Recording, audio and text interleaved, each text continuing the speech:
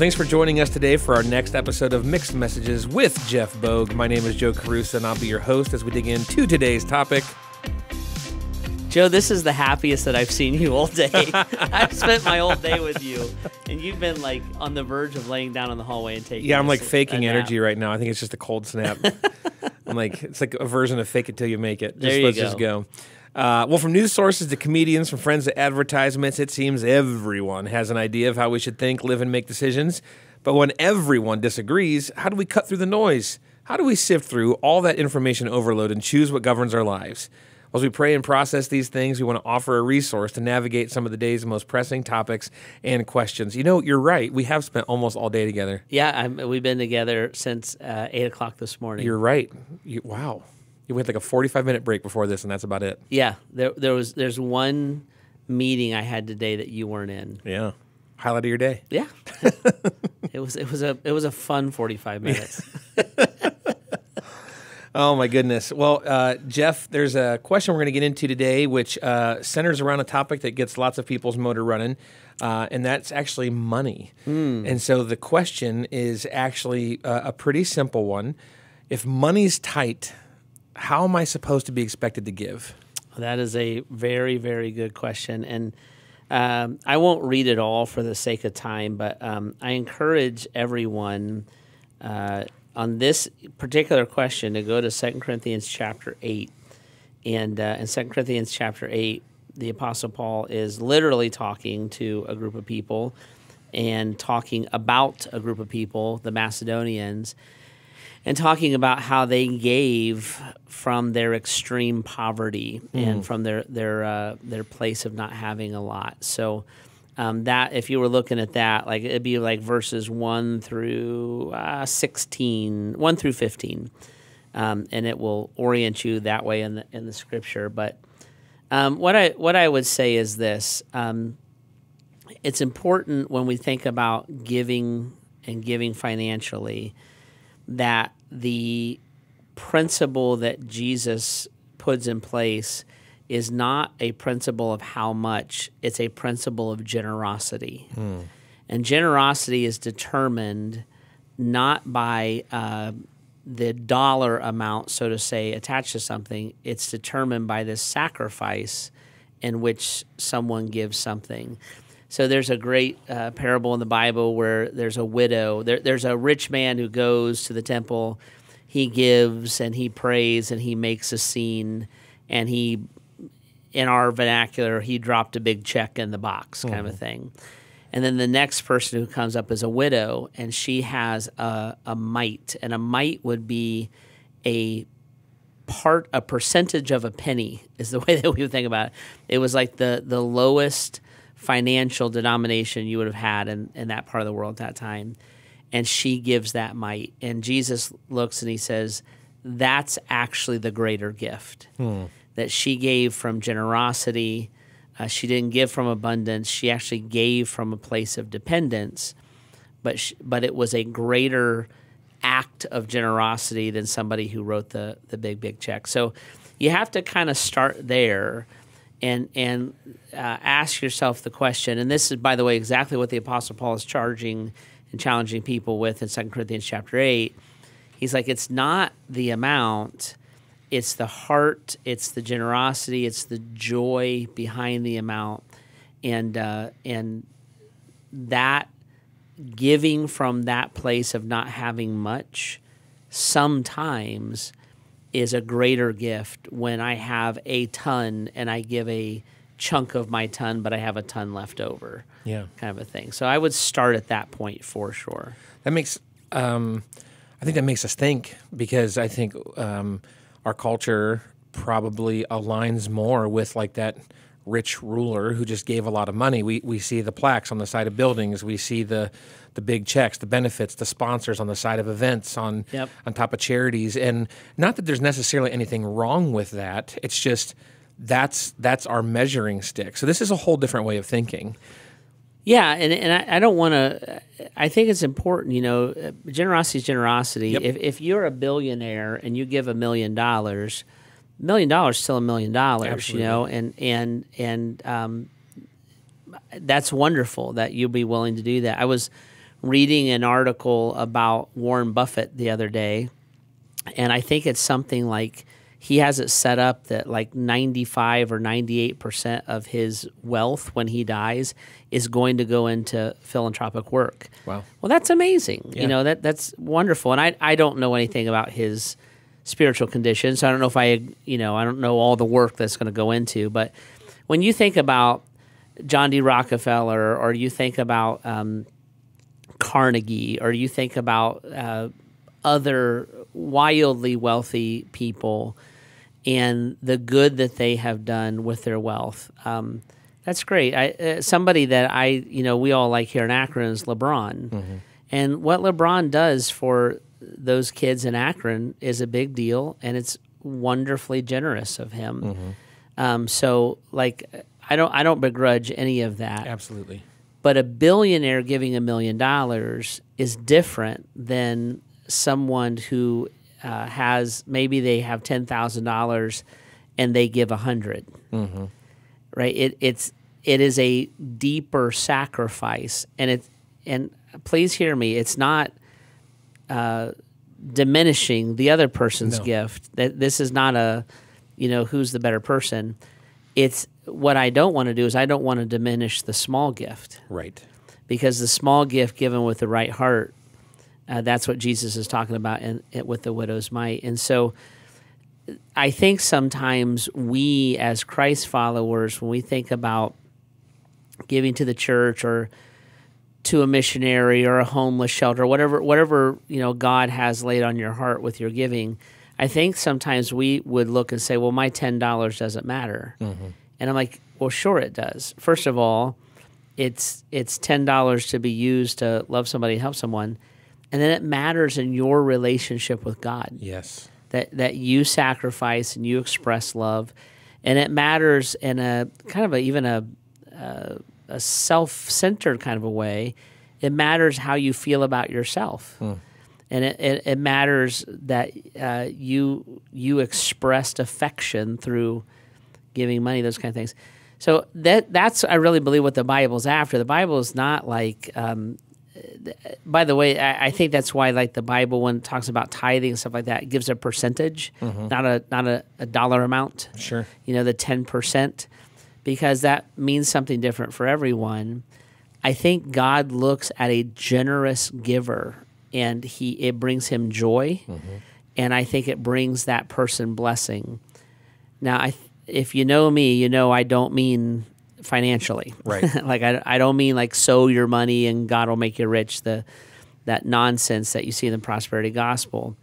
But I do know that like when I invest in something, my heart goes there. Mm-hmm. And I do know that being generous often makes me feel good. Mm-hmm. It often makes me feel like I've been obedient to God in a given situation. And it often reminds me that God is my provider. And it doesn't really matter the number of digits involved in that amount. Yeah, it's so much. You mentioned it's about this heart posture, and if we think about like the great commandment, which is to love God and love other people, then somehow when God addresses us in our money, it's relationally tied. How are we connected with Him? How is He connected with us? And then how are we connected with other people? Yeah. And so it's not just check the box, which I think is why, like you said, the amount is not emphasized. And to a relative degree, Jesus doesn't stop at the 10% in the New Testament, because it's not about the amount. It's about, are you doing the generosity work that I'm asking you to do that follows my heart? Yeah, when the Bible talks about money, it doesn't talk about who's rich and who's poor. Mm-hmm. It talks about who's greedy and who's generous. Yeah. So the amount of money, wealth is not the issue. Greed is the issue. Yeah. And when he addresses those of us who are wealthy, and honestly, guys, if you're a North American, you're wealthy, but I know we don't all feel that way, but we are. So when he talks to those of us who are wealthy, what he's saying is don't be greedy. And you have enough that you have food, you have shelter, you have clothing. Let's help other people have that too. Yeah. You have opportunities to hear the gospel. Let's help other people have opportunities to hear the gospel. And that's back in that 2 Corinthians chapter 8, that's where Paul calls for equality. And he literally says, I'm not asking you to give so that someone else can be rich and you remain poor. I'm just asking for equality. So that's why the number one sign of a false teacher in the Bible is they use the gospel for financial gain. And so when you're poor and you're giving and a guy has 6 private jets, that's a false teacher. But when you're poor and you're giving and the church is using it to help other people survive, or when you're rich and I can't afford a house and I can't afford a vacation and I can't afford kind of a North American lifestyle, I'm probably going to have money left over. So who can I feed? And then who can I reach? And so that's where you'll see like a church like Grace, we would pool our resources. So we pool our resources to make the gospel make sense. We pool our resources. Today, I don't know when this episode is going to release, but today it happens to be like 4 degrees outside. So we pool our resources so that so that we can sit inside. You know, these things are fine. They're just not to consume us.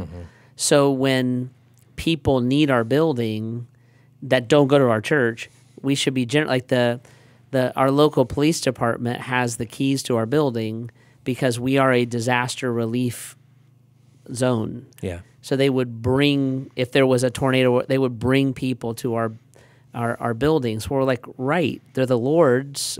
Right. You know, so it's not wealth, it's generosity. And it's not how much money I have, it's how greedy I am. You and I have been across the world, and we know that some of the most impoverished people on the planet are the most greedy. And we know that some of the most impoverished people on the planet are the most generous. Yep.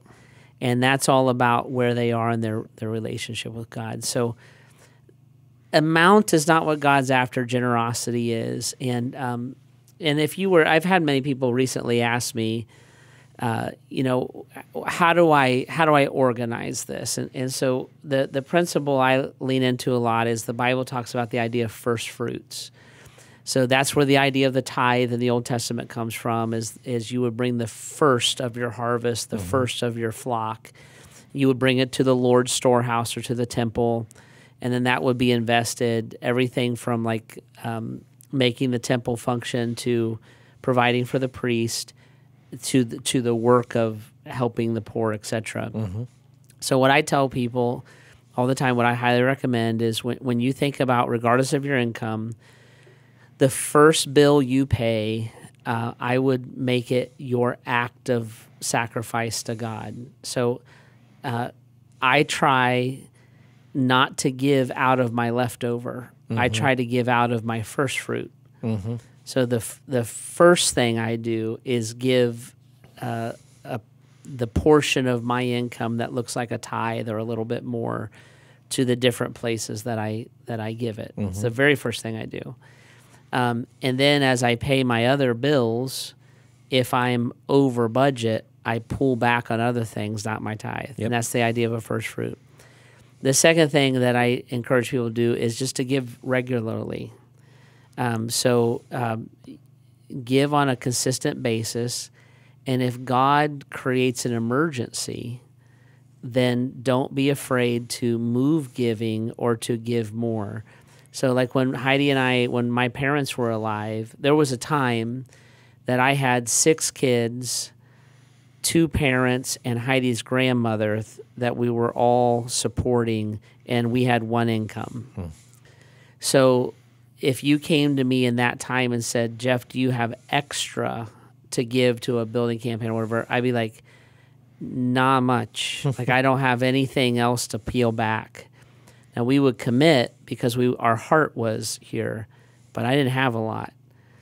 Well, as Grandma went to be with the Lord, and as my mom and dad went to be with the Lord, and the kids, well, that's very different now. Now, if you ask me that question, it's a very different response. Sure. Right? So I just want to make it a regular part of what I do, and then I want to keep my eyes wide open to things that God is specifically asking me to be generous about. And Heidi and I try to respond to that. And then the third thing I say is that you are responsible for the Lord's money. So we are God's financial managers. And our incomes and our money and our homes and that kind of stuff, they aren't ours, they're the Lord's. So I'm going to give my money to trusted things. Like I give a lot of money, obviously, to Grace Church. I give a lot of money to other organizations and individuals that are on the mission field, et cetera, and are planting churches in different states, those kind of things. I'm going to give money to that because I trust them and believe in what they're doing. And then I'm going to keep my eyes wide open for opportunities to be generous. And when I have an opportunity to be generous, I'm not going to look and say, my first place to look for money is not from God. So I'm not going to look and say, I'm going to take my tithe, I'm going to take this, I'm going to take that because it needs it. I'm not going to shift it around. The first person I'm going to seek to take from is me. So what part of my money goes to stuff that Jeff likes? Then I might ask Heidi. Then I might look at my family, right? But I'm like, I need to be the first one. If God's laid it on my heart, I need to be the first one to say, I'll pass on the movies. We'll go to McDonald's instead of Sakura, which is a sushi place, right? And that's the generosity that is. If I take money from God and give it to you, I wasn't being generous. Right. So I want to have a generous spirit, and I don't hand money to everybody who wants it. You know, I really don't. But sometimes I do because it's not a big deal. Like we all have had probably the experience of the person who comes up to us at the gas station, and they're like, "I need money. I can't put." Well, I will fill their tank up. I won't give them money. Yeah. I will fill their tank up because that $40 is. I can take that from myself. I'm not going to miss it. Now, I'm not doing that every week. Sure. You know, but I'm like, you know what? Even if it just makes your day or helps you out. But there are people that come into our life and the needs are real and the needs are urgent. There are, you know, about years ago, like the earthquake in Haiti, like the need is real, the need is urgent. The tsunami in Japan, the need is real, the need is urgent. And I could go on and on and on. I'm just trying to use examples that people would remember. I'm like, yeah. And so you'll find us even here at the church, and I'll be like, we're taking a special offering because the need is real, the need is urgent, and if we could pull some resources together, it would help some people. Those are really good, I think, paradigms to think through, because a lot of times I think we think of giving as just a budget line item. And if I can't afford something, I don't do it. Or I'm just budgeting, and so even if I have some abundance, I'm satisfied with whatever number I happen to put into the spreadsheet. Yeah. And I know that Mandy and I, when we got married, this was a principle that we wanted to kind of build our household off of, and so we've been giving to the church and other ministries, like you mentioned, since the beginning. But I remember the first time that we went to buy a house. And we, the loan officer sat down with us and you're pre-approved for this amount. And Mandy and I are looking at that amount of money like, did you do your math wrong? Yeah. Like, there's no way that we could afford that much house. And like, we're just, literally we're looking at each other like, either we make more money than we thought we did, or you're wrong. There's no way you can afford this. Well, then it dawned on us. He didn't care that we gave. Yeah. And so all that money that was, and this is, we're still young in our marriage. We weren't making, we're still not, whatever. But we're like, oh, you would expect that we would take those first fruits and put it toward ourselves. Yeah.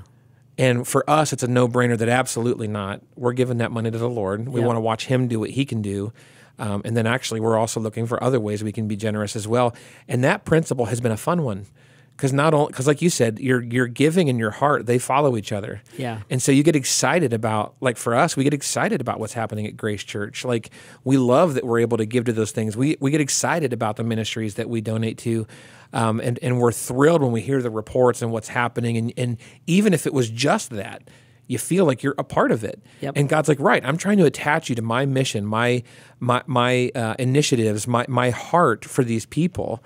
And so it's fun to take something that means a lot to all of us. Money is something that fights for our allegiance in lots of different ways, and watch it be used for something that's much better than just one more plate of sushi or another window treatment or something like that in the house. Yeah, and you just said something, Joe, that I think is really, really important, that money fights for our allegiance. And the reason Jesus talks more about money than he does heaven and hell combined is not so that churches have a sermon point to raise money off of. Mm-hmm. The reason he talks about that is because he's looking at us as individuals, and he's saying to us, the number one thing you are tempted to make an idol in your life is money. Yep. And so dealing with money is a massive discipleship point. And when we're not obedient with money, when we're not faithful with money, it's the part of our life that we tend to hold back the most from God.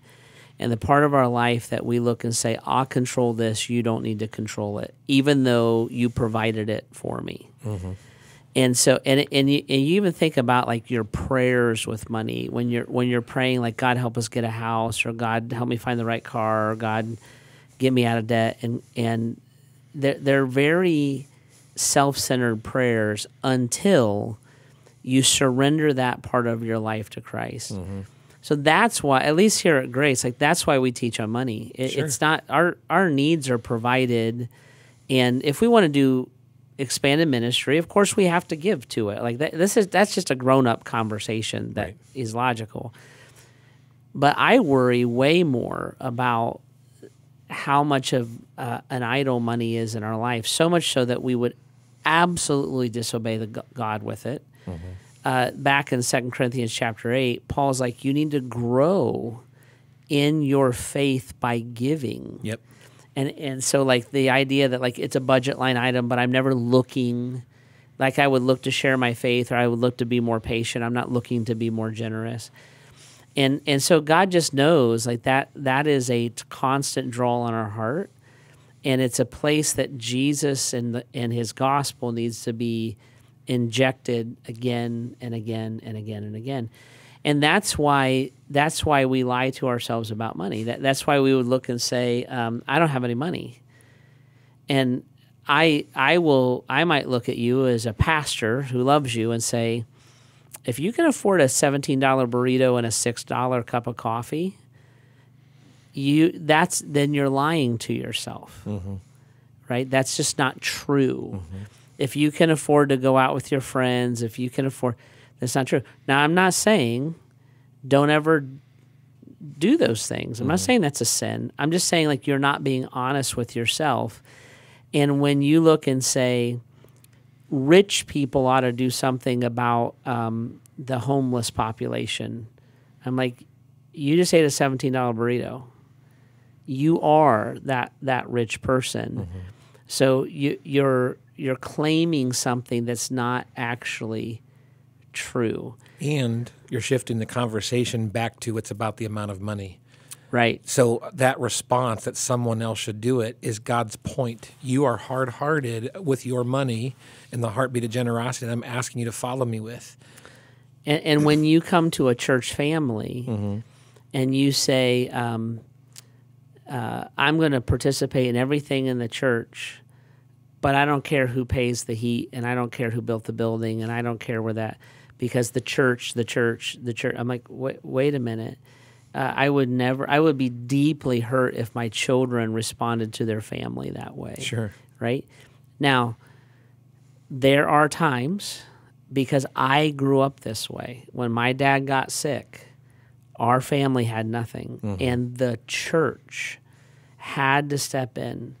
And the people of the church did step in, and they kept food on our table. Mm-hmm. When our lawnmower blew up, there wasn't money to go get one. And so a family in our church bought us a lawnmower.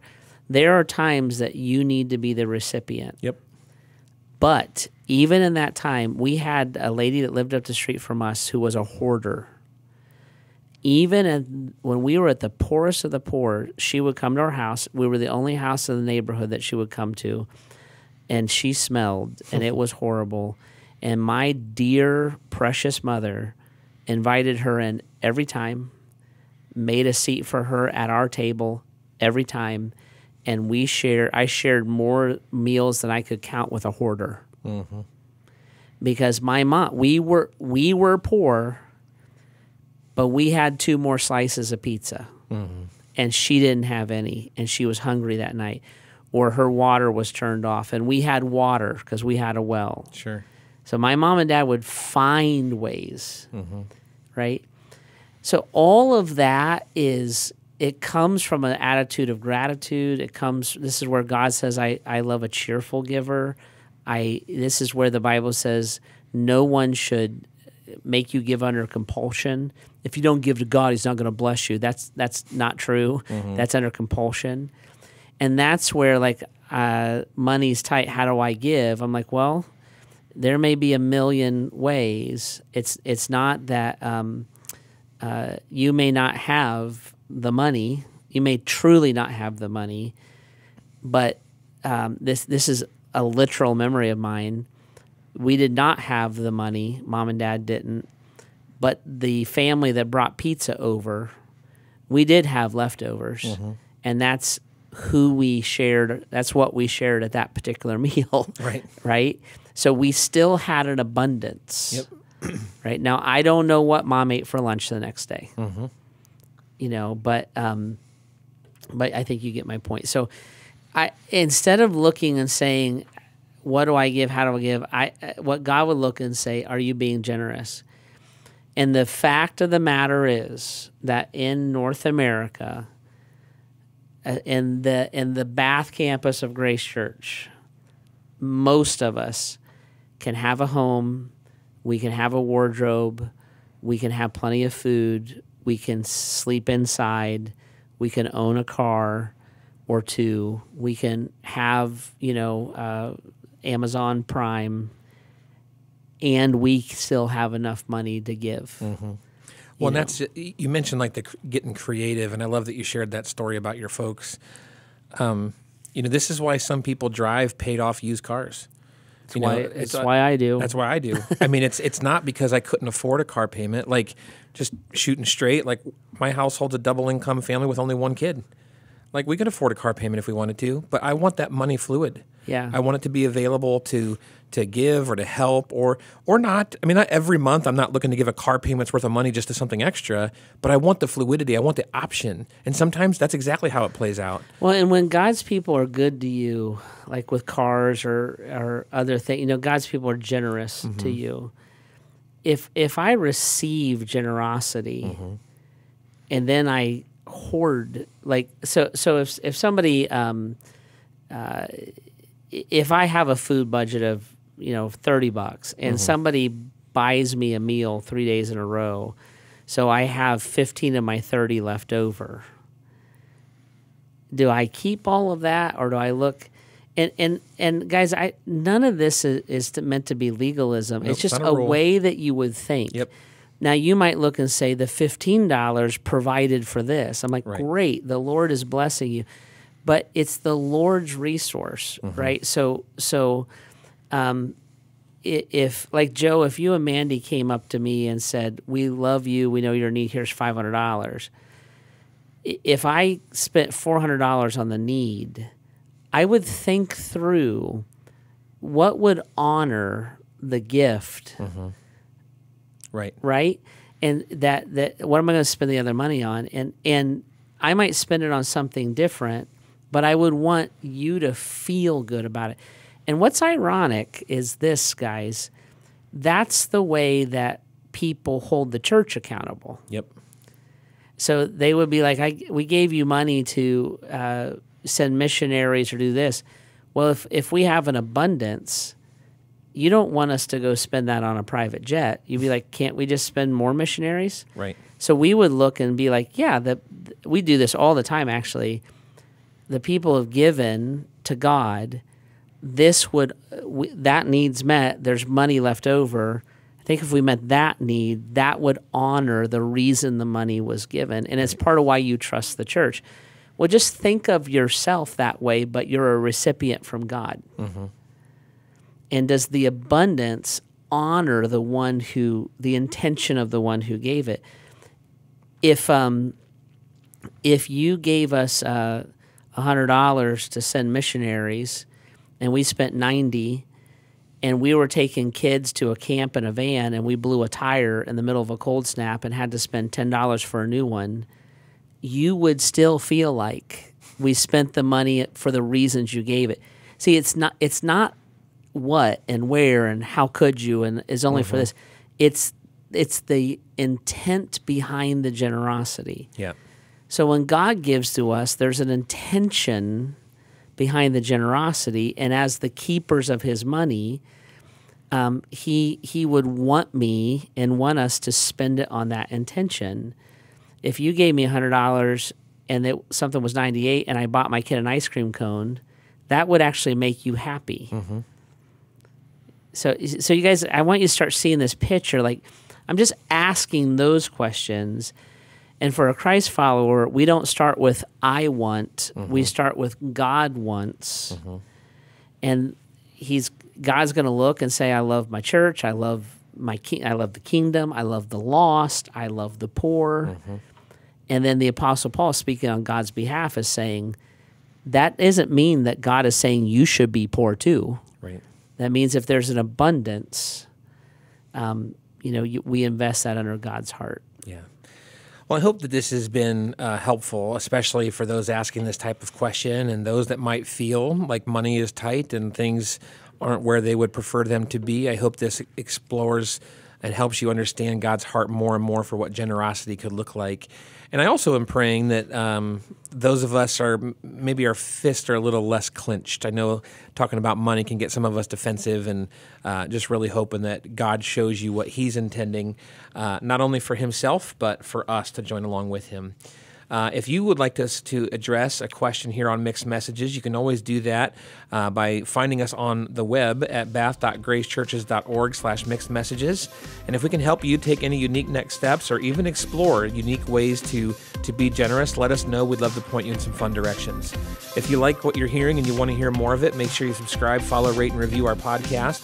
And if you're looking for a group of people that's trying to follow Jesus and even put our resources toward the work of what He's doing around the world, you can always join us here in person or check us out online at Grace Church. Thanks for jumping in with us today as we continue to seek God's voice through all the mixed messages around us. See you next time.